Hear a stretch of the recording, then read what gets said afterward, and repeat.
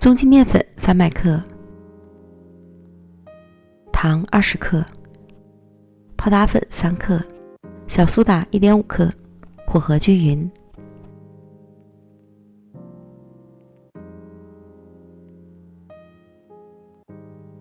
加入60克黄油，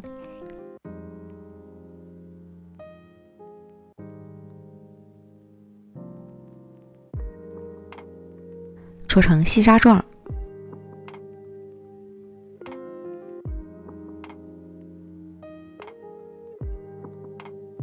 再加入55克全蛋液，100克酸奶，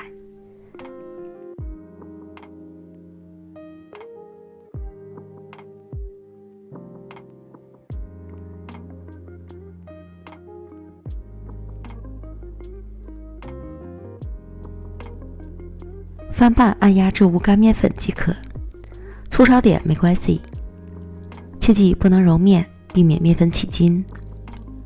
盖好保鲜膜，松弛20分钟，然后将面团分成30克一份，捏成圆球备用。这些面团正好可以分成18份。盖好保鲜膜，防止风干。按照先后次序，取一个小面团按扁，擀成椭圆形。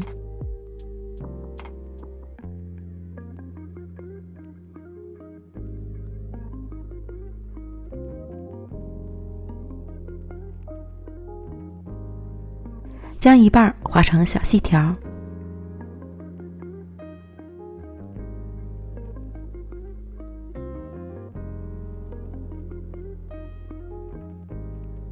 放上10克左右的豆沙馅儿，从底至上卷起，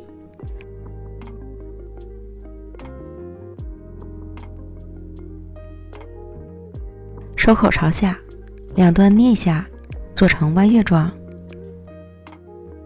再将表面裹一层粗砂糖，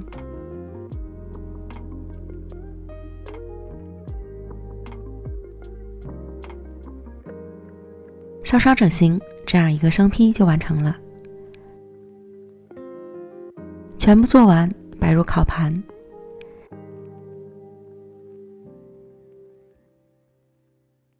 送进预热好的烤箱，上下火150度烤30分钟，时间和温度要根据自家烤箱的脾气来调整。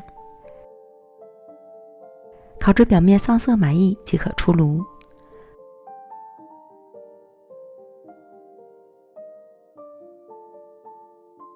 放到晾架上冷却一会儿就可以开吃了。零失败的羊角豆沙酥，每一口都充满着甜蜜，却又不腻，香香酥酥的，越吃越上瘾。喜欢的朋友赶快试试吧。感谢您的观看，我们下期视频见，拜拜。